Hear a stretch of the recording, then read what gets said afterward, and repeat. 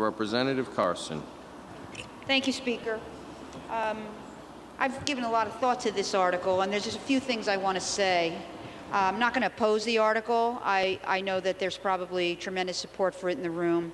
There's two comments that I want to make. The first comment is that I support Representative Raymond Vassal's comments on social and economic equity.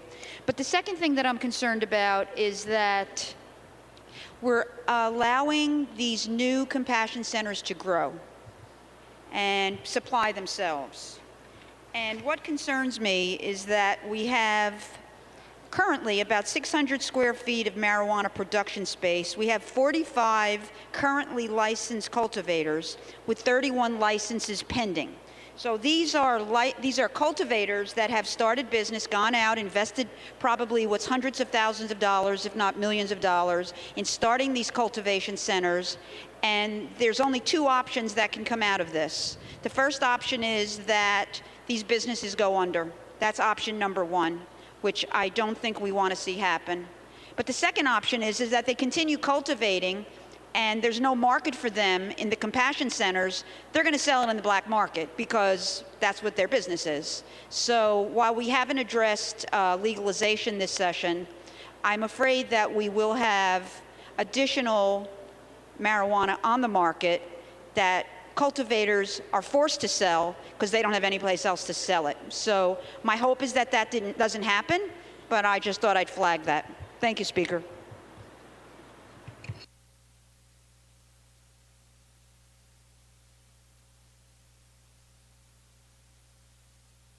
Representative Ruggiero. Thank you, Mr. Speaker. Good morning, ladies and gentlemen of the House. Don't get to say that very often.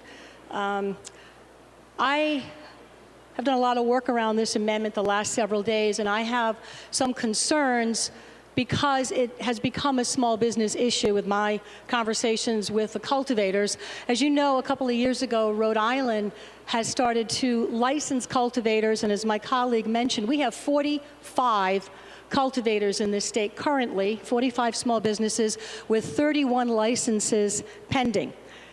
These are small businesses that grow, cultivate. They've employed over 200 Rhode Islanders. They provide jobs, tax dollars. They're part of our economic engine. And quite frankly, they have invested millions of dollars in retrofitting buildings, HVAC, 24/7 security. Rhode Island law says they can only sell to a compassion center, right? It's a federally illegal substance. And yes, the 3 current compassion centers are allowed to cultivate, and so will these 6 compassion centers. We must stop the cultivation. That's the problem. It's the cultivation expansion. As my colleague says, we already have 600,000 square feet of cannabis being grown for the medical marijuana industry, and everyone agrees we need more compassion centers. I support the expansion of the compassion centers. We have 18,000 patients here in this state and many thousands everywhere. We have more than enough marijuana to sustain the industry, but my concern is that we could very well in the next year put 45 homegrown, pun intended, small businesses out of business. So I believe the solution is to have all compassion centers have to buy from our local cultivators. That is not in the article. Regrettably, what I've learned in working the past 5 days, I've learned more about cultivation and marijuana than I thought I'd ever know, but it's also not in my amendment. I had put forth an amendment, but that I'm not going to submit, Mr. Speaker, because I believe that compassion centers need to be retailers, but I also believe this is deep policy. And anybody who knows me over the 10 years I've been here, whether it's the 7 years I've spent on renewable energy and net metering, or it's the Safe School Act that Chairman Mack worked with me on our anti-bullying law in Rhode Island, or it's the Voluntary Extension of Care Act that you graciously passed last year, changing the foster age from 18 to 21.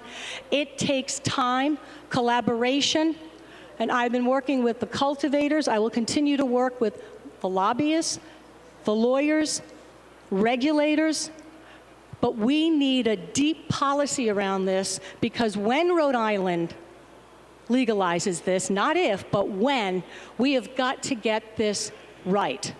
So I am not submitting this amendment that would be retail only, but I anticipate having a conversation a year from now with my colleagues, because it probably will be next session, that we do deep, thoughtful policy, because that's how I roll, anyone who knows me.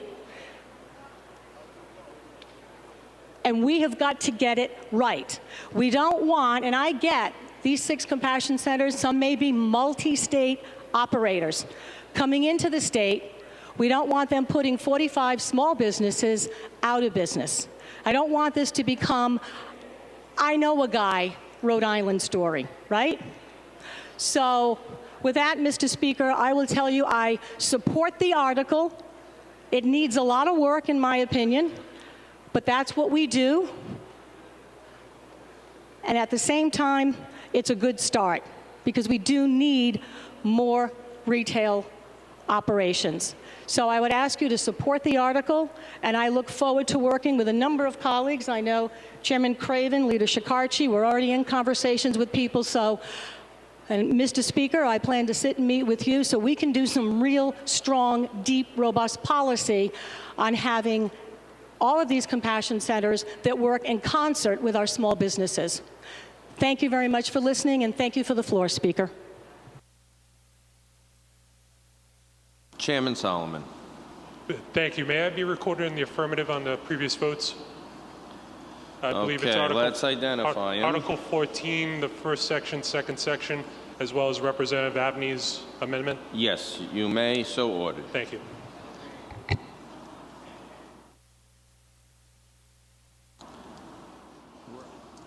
Leader Philippi, back on the article. Thank you, Mr. Speaker. I stand in opposition to this article based on the new regime that we're creating with compassion centers and cultivators. I want to build on my friend Representative Ruggiero's comments about our existing cultivators. Currently, we have 46 cultivators with a combined $20 million approximately investment in this state. They were essentially regulated under the belief and authorized under the belief that they would be the distribution network for our compassion centers and potentially in the future for our recreational marijuana program, which we may do. What we're doing with these 6 new compassion centers is we're also allowing them to be cultivators in addition to what they can grow on site. So they're going to be completely vertically integrated, where they're going to be producing their own product for sale and then selling it. People in the alcohol business don't even have that power. But in the compassion marijuana cannabis industry, we're going to allow someone to control the production and the distribution of this product. And in doing so, we're going to put out of business Rhode Islanders who have invested $20 million. Now, as to the new compassion centers, what we're requiring, we're upping the license to $500,000 a year.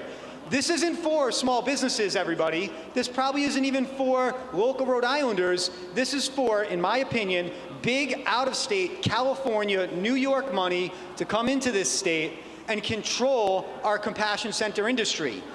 There are questions as to whether existing compassion centers can be cultivators. My understanding is that DBR has a regulation that says that all...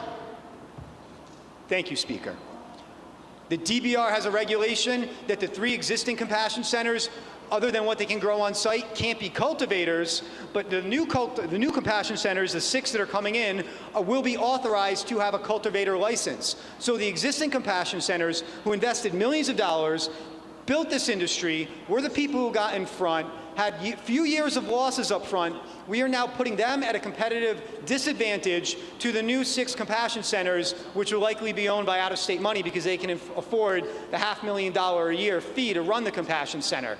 We are putting local businesses out of business here. Our compassion centers should have to purchase from our local cultivators and not vertically integrate and produce their own product. I don't want to put our cultivators out of business. We essentially implicitly made promises to them that we're going to license you and you will be the supply chain for this new industry. And right now we are going to kill their investment of $20 million Rhode Island dollars as soon as these new compassion centers open. So thank you, Mr. Speaker, for your consideration. Representative Walsh. Thank you, Mr. Speaker. I too rise in opposition to this amendment for a lot of reasons. Number one being, you can't get 4 out of 5 dentists to agree on the same toothpaste, but you can get cultivators, patients, caregivers, and community members to all agree that this article is bad. That says a lot. There are a lot of issues that I have with this, namely specificity. On page 19 in the definition section, line 11, it talks about cannabis testing laboratories. It says it means a third-party analytical testing laboratory licensed by the DOH in coordination with DBR to collect and test samples of cannabis marijuana. It doesn't specify for what. As far as I'm aware, all we're testing for at this current time is potency. We don't test for molds. We don't test for insecticides. We don't test for pesticides. We don't test for any other kind of diseases or substances that could be laced in the cannabis. And that concerns me very deeply. Additionally, I would like to agree with my colleague, Philippi, that this will put small businesses under. If our goal in all of this is to attempt to eliminate the black market, to have a marijuana program that's on the up and up, then we can't hog-tie our cultivators. And what we're doing right now is we're charging them exorbitant fees every year, but we're simultaneously telling dispensaries that they can grow as much as they want, and all they have to test for is potency. There is no incentive for them to do the right thing and provide quality medicine to our constituents. Which brings me to another reason that I'm opposed to this article. Is this medicine or is this fun? If this is medicine, then the Department of Health should be handling it. If this is recreationalized, then the Department of Business can by all means step in. But if we are saying that marijuana is not for recreation, marijuana is for medicine, why would we be charging the exorbitant fees on licensing, registration, cultivators, caregivers, and patients that we are? I cannot think of a single other medicine. I can't think, if I had asthma, I wouldn't have to get a license that says every year I still have asthma, and then another license that says every year I still have the right to buy my asthma medicine.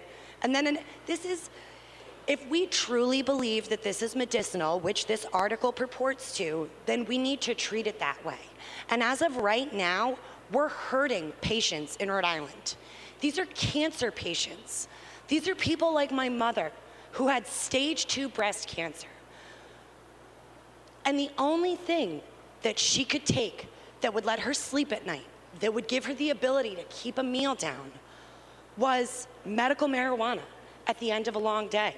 This is a woman who, because of our policies, had to continue working 40 hours a week while undergoing chemo in order to keep her health insurance. And we're telling her, yeah, but if you could just spend $500 more so that we can have a cut of that, that would be great.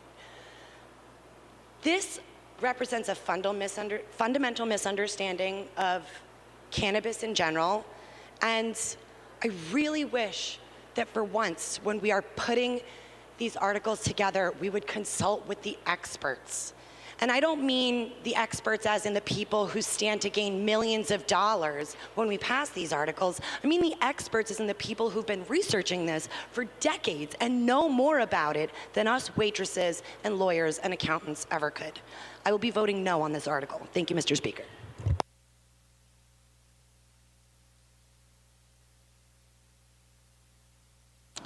Representative Corfriend. Thank you, Mr. Speaker. I don't want to repeat what already has been said, but I echo the concerns of Rep. Carson, Rep. Ruggiero, and Leader Philippi.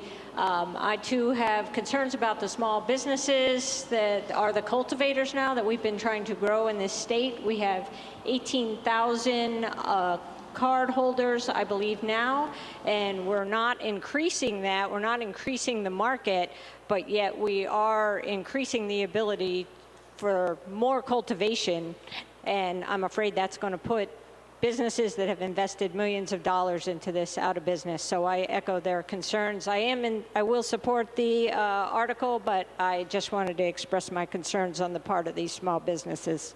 Thank you.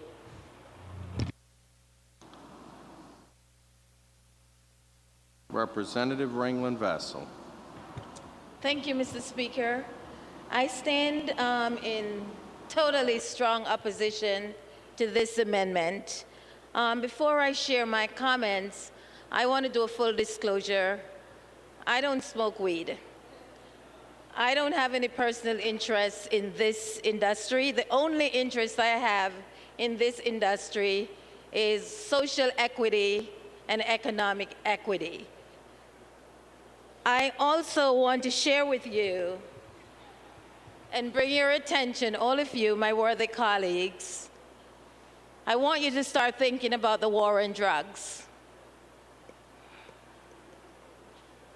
and what the war on drugs has done to our community, my community, black and brown communities, poor communities, and communities of color. I am bringing the voices of people that have spent decades in prison who will not get to benefit from this new industry. I am bringing the voice of Jason in this room, a young man who I met last month, who spent a number of years in the HCI and who has 30 years probation over his head, and he's in his 40s. I'm bringing his voice in this room. I'm bringing the voice of people in this room who have been locked out of this industry because of systematic racism.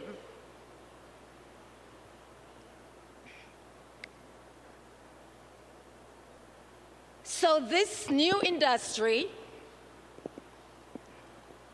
which was meant to further marginalize people, people that look like me, people that sound like me, who will not be able to benefit. Because this industry, the cost of licensing went up from $250,000 to $500,000. Who can afford that?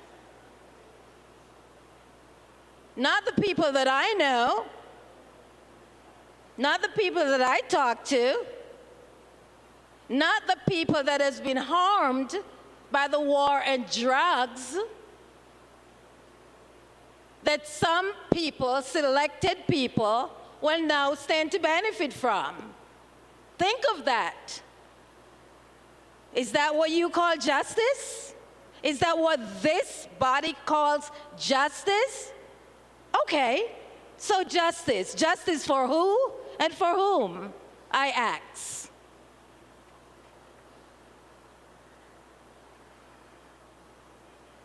Where is the social equity? What about the kids who do not get to know their dads because they've been jacked up and locked up in the ACI? What about them? Does my community get to benefit from that money? Does the schools get any of the 3.0 revenue?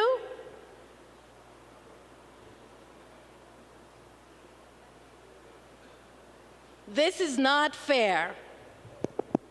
This is not right. This is wrong. This is a travesty of justice. This article will further marginalize people that look like me, that sound like me, that do not come from wealth or do not come from the culture of wealth, because that's a culture all by itself.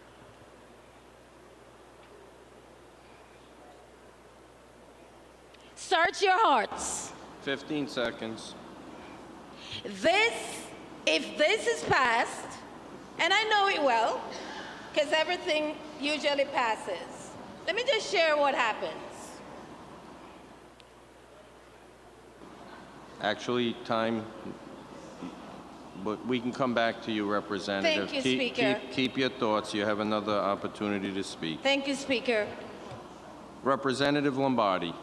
Mr. Speaker, if there are no objections, I'd like to be recorded in the affirmative on item number 14 and the 3 amendments in item number 15, please. So ordered. Representative Hull. Same thing, Mr. Speaker. So ordered. Representative Tansey. Thank you, Mr. Speaker. I could never speak about the racial injustice embedded in the legalization of medical or commercial cannabis the way that my colleague, Rep. Marcia Ranglin-Vassell, just has. But I agree with her 100%. And I thank her for bringing the voices of the marginalized who've been locked up and then locked out of this industry. Rep. Kortrevand had mentioned, well, many people have mentioned what this is going to do. I want to put some more numbers to this. The medical market currently sells about 800 pounds a month of cultivated marijuana. Even if only half of that comes from the cultivators,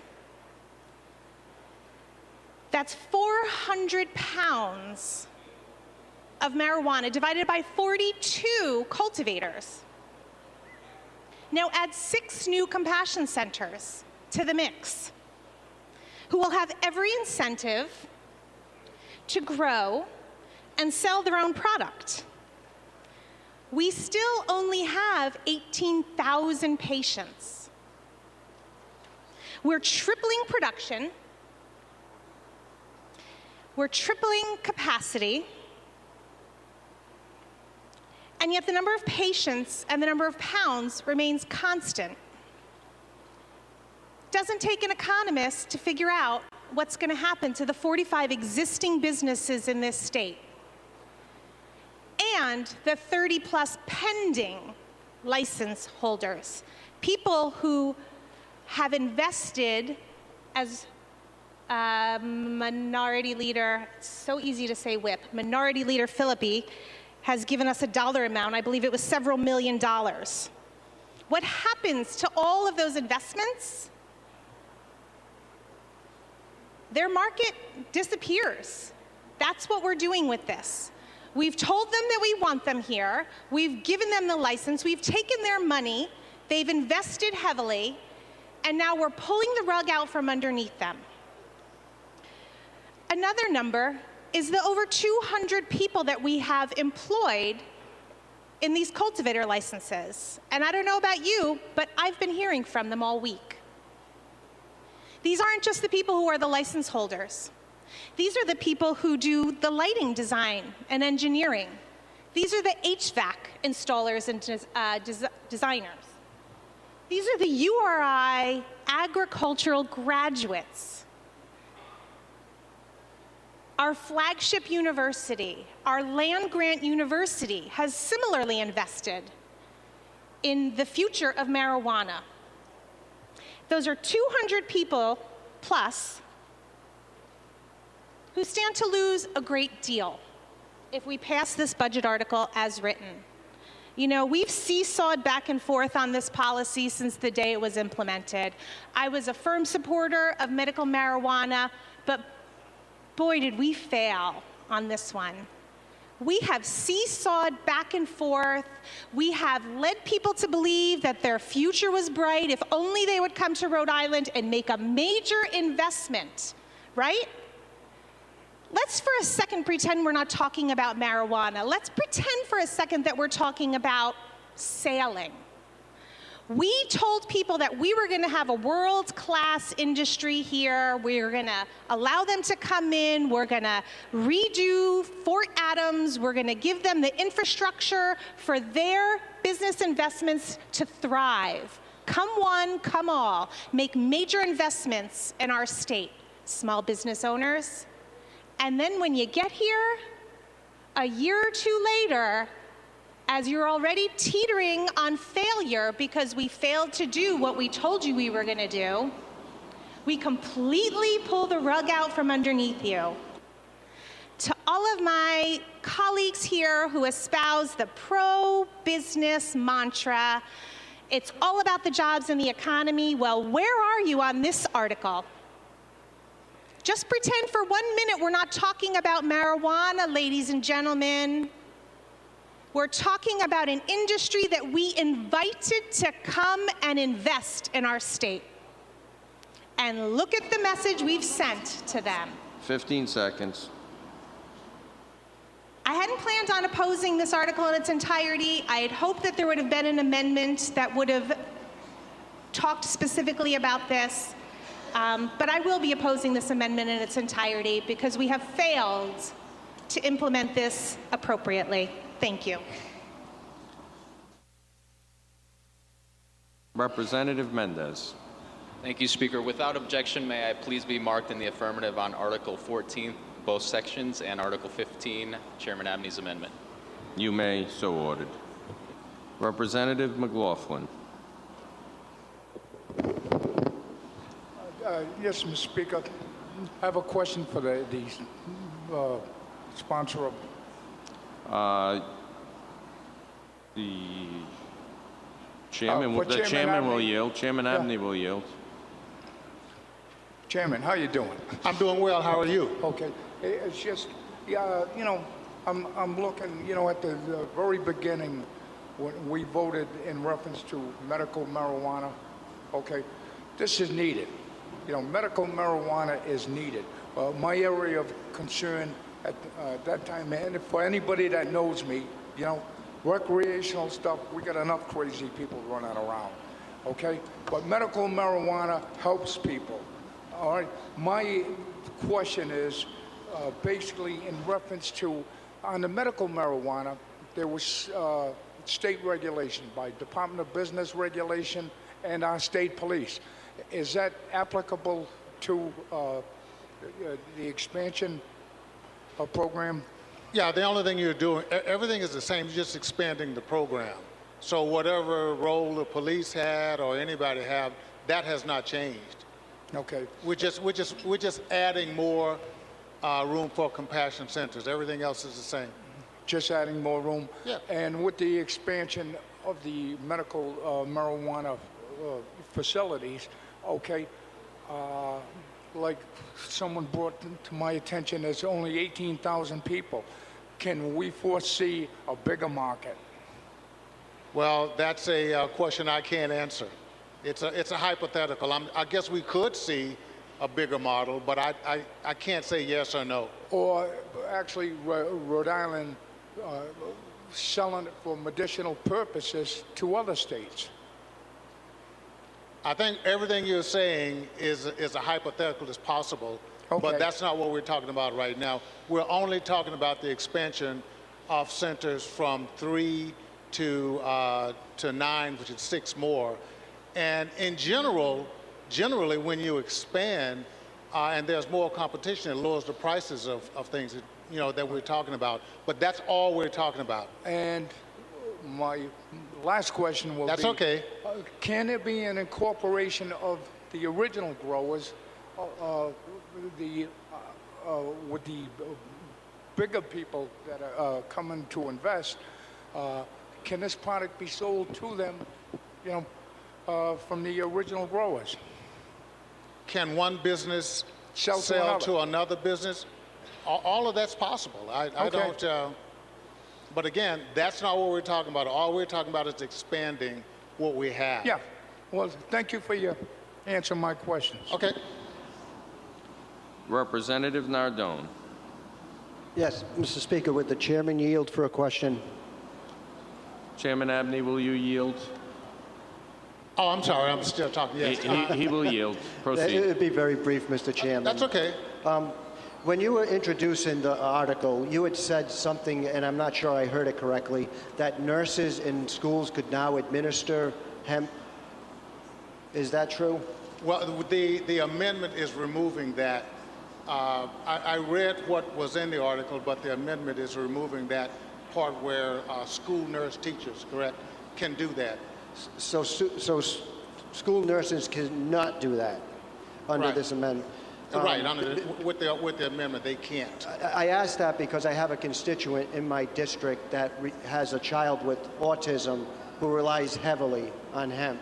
And I don't understand, if it's for medicinal use, why that would be pulled out. Yeah.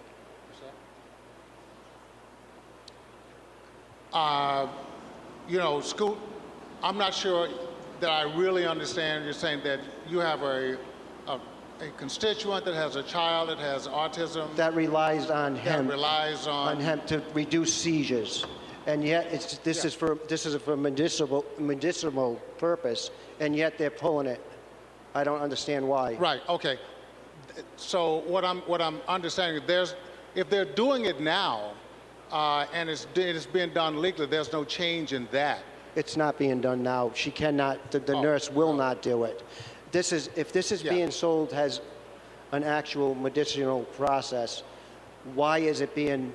Well, the law is silent on that, as far as I know. Relinquished from being used in the high schools by a nurse. I don't understand that. Well, I'm not sure that I can answer that question for you. Okay, I'm just not sure of that. Therefore, I cannot vote for this. Okay. So, thanks. You're welcome.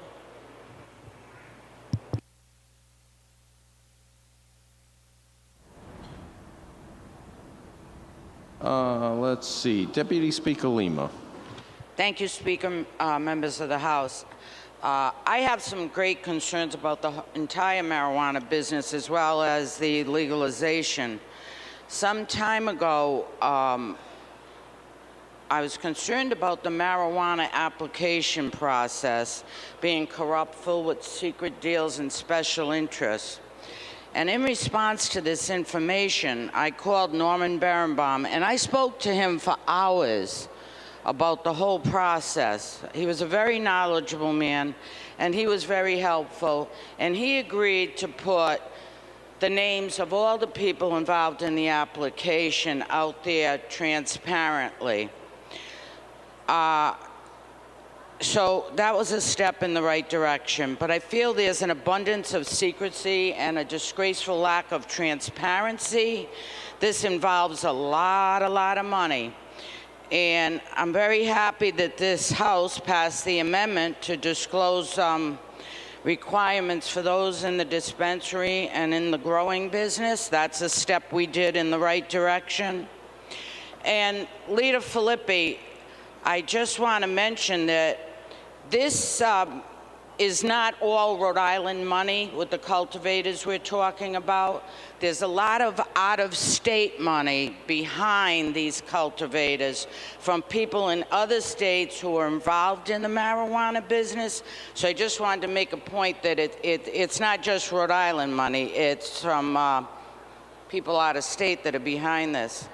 And, this is the first step in going towards legalization. So, Representative Tansey, what you need to realize, if it gets into legalization, it's not going to be just 18,200 people. It's going to change to hundreds of thousands of people. So I needed to make that distinction. And I just wanted to make the last point that I hope our new AG will really keep an eye on this and look at any irregularities in the whole industry, make it transparent, put strong safeguards in. I mean, there are allegations out there about what law firms had to be hired, people buying buildings before being okay. And if we don't change the way this application process and the way dispensaries are awarded, I warn you today, this will be another 38 studios debacle with indictments in years ahead. Mark my words, just as Bob Watson stood on this floor and warned us about 38 studios, this whole thing could blow up and be very embarrassing to this state. So let's keep going with the transparency, stay alert, and keep our eyes on it. Thank you.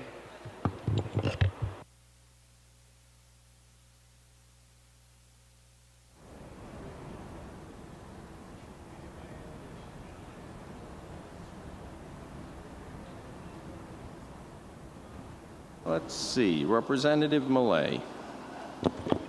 Thank you, Mr. Speaker. Request, please. Proceed.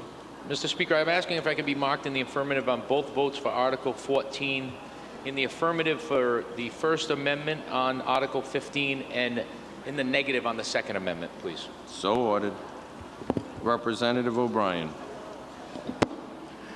Same request. So ordered. Chairman Casey. Thank you, Speaker. Same request as well. So ordered. Chairman Jacquard. Thank you, Mr. Speaker. I'd like to pick up right where Deputy Speaker Lima left off and talk about this bill, about this article, as one of the silent majority in this room. And that is, I would never, ever stand in this room and advocate for any scheme to sell marijuana. And I don't think any of us really want to. This is a situation where no matter what we put in front of a person like me, and I think I speak for many others, Representative Lima and many others in the room, where we have to choose between 2 or 3 different proposals that are, none of them are good, but we have to choose something that we can live with and something that we can, as a state, operate this program under. So I'm not going to advocate for or against the article, but what I want to do is just speak about some of the facts that are being, supposed facts that are being thrown around here.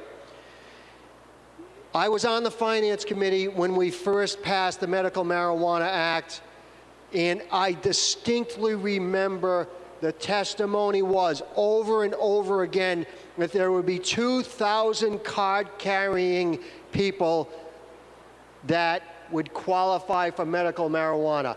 2,000. The 18,000 has not been around for a long time. It has grown exponentially since that original 2,000. Just a few, 2 or 3 short years ago, it was 11,000. It is growing exponentially, and something needs to be done about it. And the reason I bring that up as an important fact to remember is I also distinctly remember the testimony from the caregivers that wanted to grow this marijuana, that they wanted to do it out of the goodness of their hearts for these 2,000 people that needed this service, not as a business, not as a business. And they've instead hooked their wagons, a few of them, onto this exponentially growing phenomenon that's now up to 18,000. So they never came to us, and we never made any promises to them that if you get into this business and you provide marijuana for 18,000 people, that we're going to always be there for you. No, it wasn't like that at all. 2,000 people, and that's not a business. That is just something that they wanted to do at the time, we believed, out of their hearts, to help those people. It was not ever a business model for them to follow. So those are the facts that I think we should keep in mind that we started with this. Thank you, Mr. Speaker. Representative Ringland Vassell. Thank you, Mr. Speaker. I stand again to bring the voices of mothers who are incarcerated because they were the ones who were carrying the drugs. Mothers who did not get to put their babies to bed. mothers who did not get to drop their kids off at school. I stand here using my voice for them. So let me just share with you a couple of things that will happen with the really high fees. This fee will be passed down, to patients who are already struggling because they cannot afford health care. My colleague, Rep. Walsh, talked about her own mom. These fees will keep people that have been harmed by the prohibition and the so-called war on drugs. And I presented a bill, a really amazing bill that would fix this. But as all my bills normally do, the great bills, they die in committee. It is not fair. I call on every fair-minded person in this room to listen to your conscience, because I know it's telling you something right now. I know, because that's what conscience does. It tells us things, but sometimes we're afraid. I can't be afraid of anything because I've been through too much in my life. I'm not afraid of anyone, or I'm not afraid of anything. I've seen it all. You've got to know my story to know that I'm not afraid. I would ask, in conclusion, that you vote your conscience. Don't vote what anybody tells you to vote for. Vote your own conscience. I am going to ask the Black and Latino caucus in this room. We serve a community that have been decimated by the war on drugs. You all know it. Your constituents, our constituents, are locked up, jacked up right now. I am calling you out because you need to step up and represent your constituents. And I'm not telling you to vote because I said you should vote. That would be a nice thing, but I don't have that power. I am telling you to do what your conscience tells you to do. And I know it's telling you to vote this article down, but you're probably just afraid. Sometimes I wish I knew how to be afraid. I just don't know how to.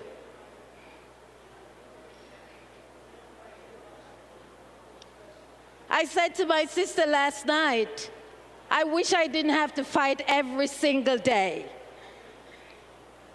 And trust me, I'm not fighting for me. I'm okay. I'm low maintenance.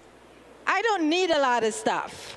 I am fighting for the people that's not in this room. The people that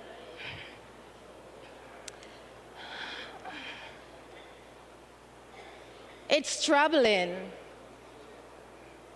It's troubling.